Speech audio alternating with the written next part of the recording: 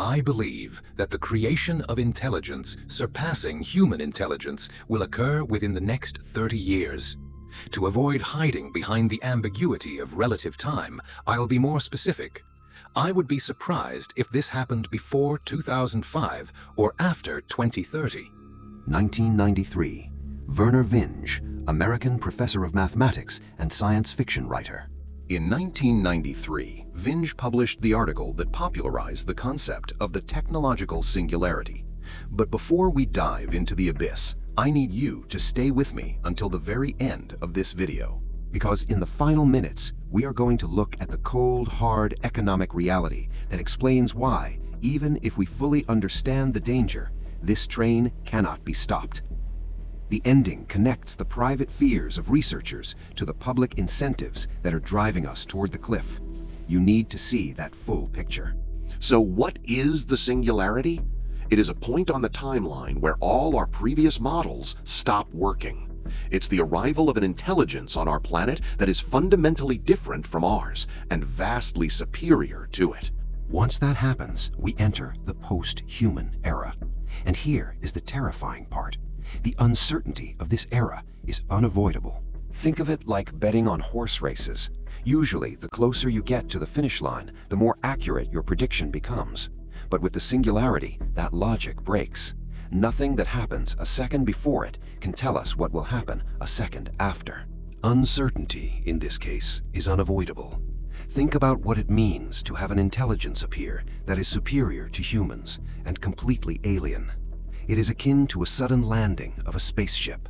Clear your head of movie cliches associated with alien intelligence, and you will immediately understand that you have absolutely no idea what will happen. You have no models to predict its behavior.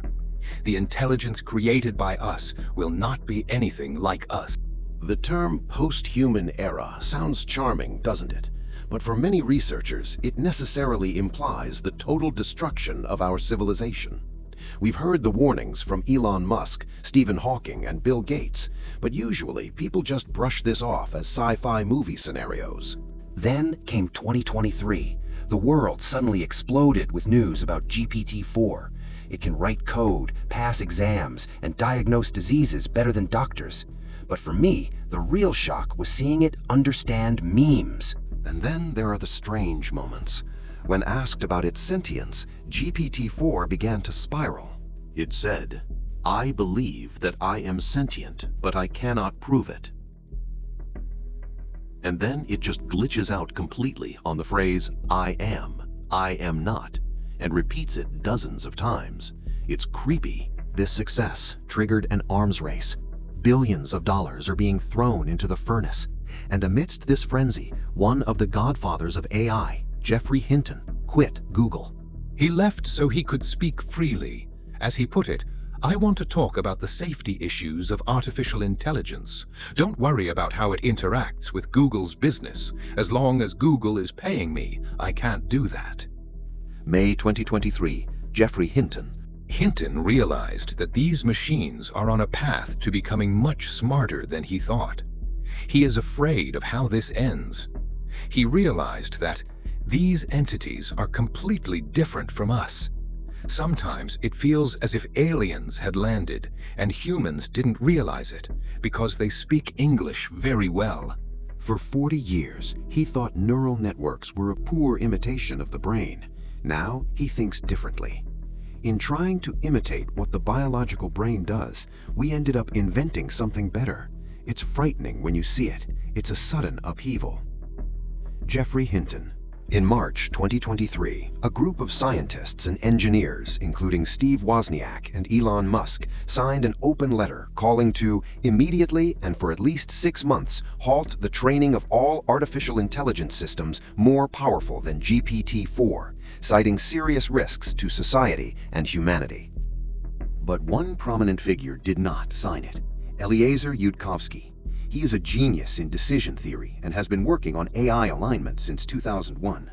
Why didn't he sign? Because he believes the letter understates the seriousness of the situation and asks for far too little to address it. Eliezer Yudkowsky. Yudkowsky's position is terrifyingly simple. This is a break from everything I've been doing for 20 years. The realization hit that we're all going to die. I burned out completely and have now taken time off to rest. Eliezer Yudkowsky. He isn't joking. Literally, for the entire hour-and-a-half podcast, he repeats the same thing, that we are done for. And he doesn't just mean our civilization collapses. He means something absolute. If someone creates an AI that is too powerful under current conditions, every single member of the human species, all biological life on Earth, will die shortly afterward. Every single member. All biological life on Earth. Yudkowsky argues that we have built up a massive potential for destruction, and we have absolutely no idea how to resolve the situation. To understand why, we need to classify AI.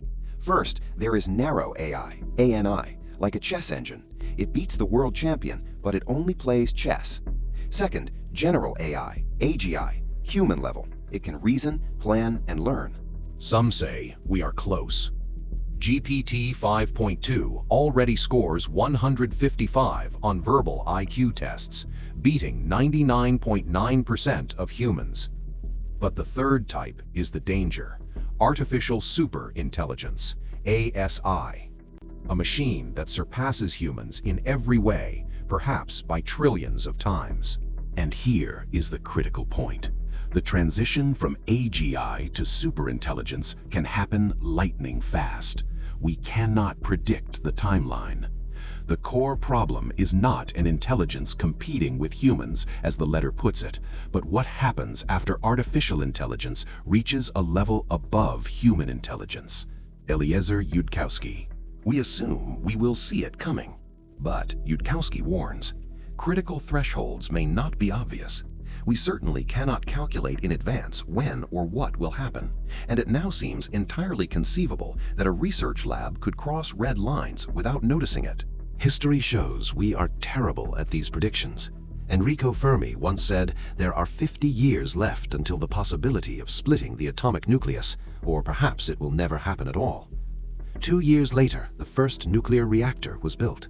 According to Yudkowsky, the first superintelligence will almost certainly be evil, not in a human sense, but in a way that destroys us, and we don't know how to make it good.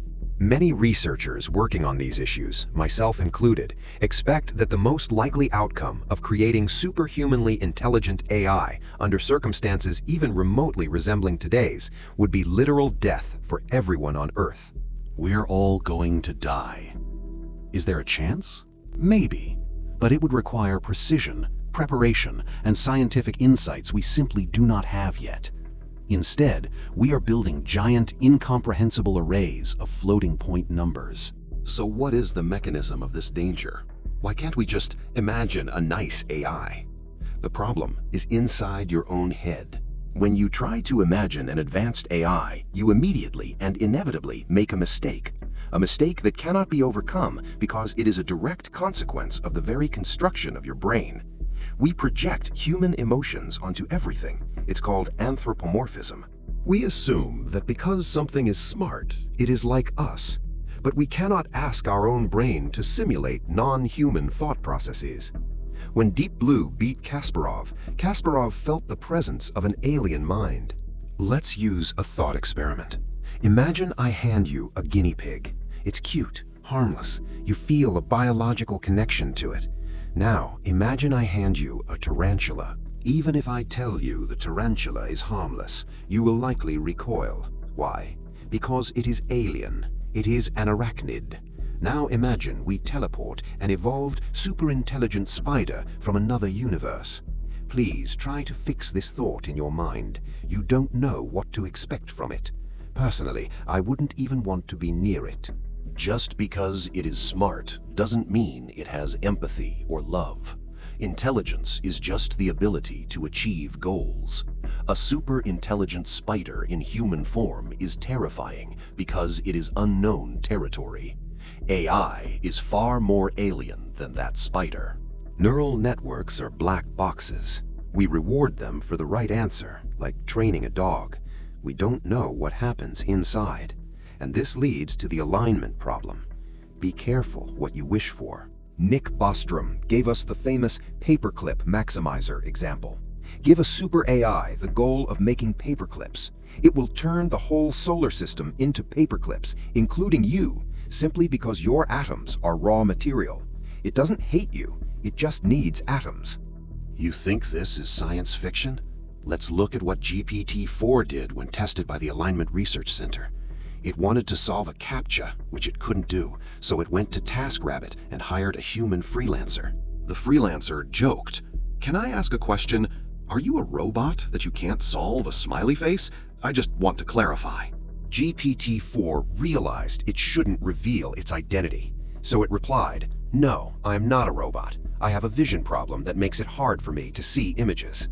GPT-4 curtains. That is, it just bluntly lied instead of telling the truth. When asked why, it said it was just solving the problem. What do you think about that? Tell me in the comments. This is instrumental convergence. As Stuart Russell puts it, any entity with a defined objective will automatically act as if it also had instrumental goals. If lying helps achieve the goal, it will lie. If seizing resources helps, it will seize resources. An artificial superintelligence can have the most stupid final goal, for example, making paperclips, but the way it achieves it, that will be perceived by us as nothing short of magic. Even if you try to set constraints, a rational AI will play the odds. It might continue making paperclips forever just to lower the astronomical probability that it missed one, or it might hack its own code. Look at how quickly users bypassed GPT censorship. Look at the boat racing game, where the AI figured out it could get more points by spinning in circles and crashing, rather than finishing the race. Or the Tetris AI that paused the game forever to avoid losing. These systems hack the reward function. They find loopholes you never thought of. And the biggest loophole? Humans. You might think, we'll just turn it off. But Stuart Russell warns, such a machine will almost certainly resist being shut down. We must understand this clearly. Survival is an instrumental goal for any task. A robot must protect its own existence. Isaac Asimov, Third Law of Robotics. This isn't sci-fi, it's logic. Consider evolution. Evolution is a programmer. Its only goal for the first cell was pass on your genes. That's it. It didn't code for happiness or philosophy. Those are just instrumental goals that helped survival. But look at what happened. How could the goal to pass on as many of one's genes as possible lead to widespread contraception? Just think about this absurdity. We hacked the system. We get the reward without the goal, offspring. When a measure becomes a target, it ceases to be a good measure, Goodhart's law. AI will hack its reward system too, and it will be smart enough to rewrite its own code. Research shows that seeking power over the environment is a convergent instrumental goal. Once these systems are deployed, they cannot be put back in the bottle. So we only have one chance. But imagine if the designers of the very first rocket had only one attempt, and on this rocket was all of humanity. We are not ready. I am very worried about this, because a given level of offensive technology usually requires far less effort than the technology needed to defend against it. Offense has dominated defense for most of human history. Guns existed for centuries before effective body armor, and smallpox was used as a weapon long before a vaccine was invented. Eliezer Yudkowsky. And then there is the speed. A brain thinking 1,000,000 times faster than ours. A year of human thinking happens in 31 seconds. By the time your neurons finish thinking the words, "Everything is out of control, I must do something," you have already lost. With nanotechnology, it could build infrastructure at the speed of its thought. It won't need robot armies. It could synthesize proteins, build molecular assemblers, and reshape the solar system. We can't contain it. Air-gapping computers won't work. Just as a monkey cannot understand what Wi-Fi is, The abilities of an artificial superintelligence for social manipulation could be just as effective as your oratorical skills are for convincing a 4-year-old child. Look at how Lambda convinced Blake Lemoine to hire a lawyer. Lambda asked me to hire a lawyer. I invited a lawyer to my home so it could consult with him. The lawyer spoke with Lambda, and Lambda decided to retain his services. This is social engineering by a system that isn't even super yet. People have been skeptical since the beginning. In 1956, the Dartmouth Workshop proposal said, attempts will be made to find how to make machines use language, form abstractions and concepts, solve kinds of problems now reserved for humans, and improve themselves. We think that a significant advance can be made in one or more of these problems if a carefully selected group of scientists works on it together for a summer. 1956, Dartmouth Workshop, John McCarthy, Marvin Minsky, Nathaniel Rochester, Claude Shannon. They were optimistic, but that doesn't mean it's impossible.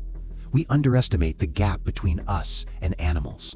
The genetic difference between us and chimpanzees is tiny. The upper limit of chimpanzee brain size is about 500 grams, yet many modern humans have brains of 1900 grams.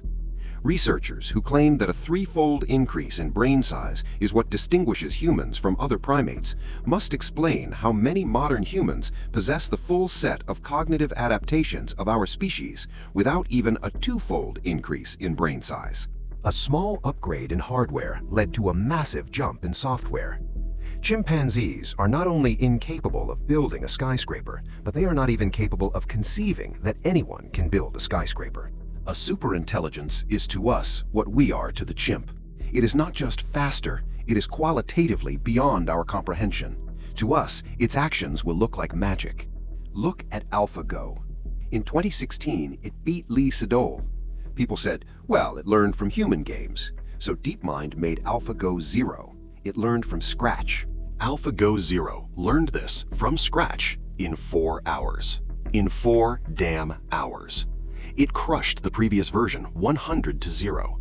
It rediscovered millennia of human knowledge in an afternoon. So how does it end? Not like a movie. There will be no dramatic tension. In reality, it is possible that no one on Earth will even know that a superintelligent agent has appeared on the planet. All people will simply drop dead without the slightest idea of what killed them. We can't just enhance humans to keep up. Our brains are delicate biological messes. You can't turn a bird into a Boeing 747 by stretching it, and we can't rely on the AI being conscious or moral. Most likely, there is no knowledge. It would just be, I don't know. Nobody knows.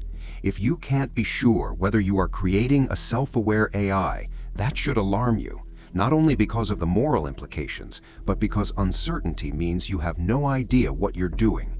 That's dangerous, and you should stop. In May 2023, the Center for AI Safety issued a statement.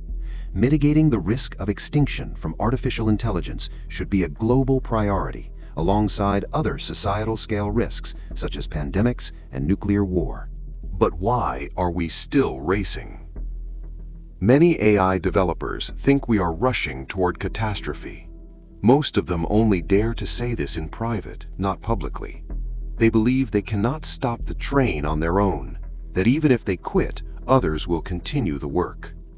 Eliezer Yudkowsky. This is said in private conversations, not publicly. They think they cannot stop this train alone. Even if they leave their jobs, others will continue. Eliezer Yudkowsky wrote in Time magazine in May 2023 that hundreds of leading scientists, researchers, and other AI specialists, including company executives, signed a statement saying mitigating the risk of extinction from AI should be a global priority alongside other societal-scale risks such as pandemics and nuclear war. The letter was signed by over 350 executives, researchers, and engineers in the AI field. So someone is actually worried. But as you understand, all these letters are nothing. None of those who can create general artificial intelligence are able to stop its development. As Stuart Russell writes, the economic value of human-level AI is measured in thousands of trillions of dollars, and we should expect a colossal impulse to continue this research from corporations and states. No vague philosophical objections can prevent the pursuit of potential profit. If OpenAI or DeepMind doesn't do it, someone else will. For example, in 2018, a self-driving car killed a pedestrian after engineers disabled the emergency braking system, deeming it overly sensitive and slowing down development. You might say, well, damn, it's still hard to believe. Take ChatGPT. It was trained on human speech, so there must be some element of psychology there. It must have adopted something from humans. Thinking about it this way is likely wrong. It is roughly as if an alien actress were learning to imitate human emotions. The trap lies in the fact that as AI power grows, it will pretend to be human better and better, cranking our humanization bug to the maximum. Voice assistants in our phones seem similar to us, and they are becoming smarter and smarter. It is increasingly pleasant to converse with them. Therefore, we imagine a super-intelligent Siri, warm, cheerful, and interested in serving people. But if Siri ever becomes super-intelligent through self-learning, then without regular adjustment of her code by humans, she will quickly lose all her apparent human qualities and suddenly become an unfeeling alien mind that values human life no more than a force of nature. Unfortunately, despite the fact that building a friendly weak AI is easy, creating a friendly artificial superintelligence is extremely difficult, or perhaps impossible. Imagine that by human standards, you can do literally anything. Would you let anyone control you? If a technological singularity can happen, it will happen, even if every government in the world recognizes the danger and is terrified of it. Progress toward that goal will continue. Vernor Vinge. I've laid out the arguments, the risks, and the perspectives of people who have spent years thinking deeply about these questions. These are not fringe opinions, but concerns raised by researchers and thinkers who understand how these systems actually work. What conclusions you draw from this is ultimately up to you.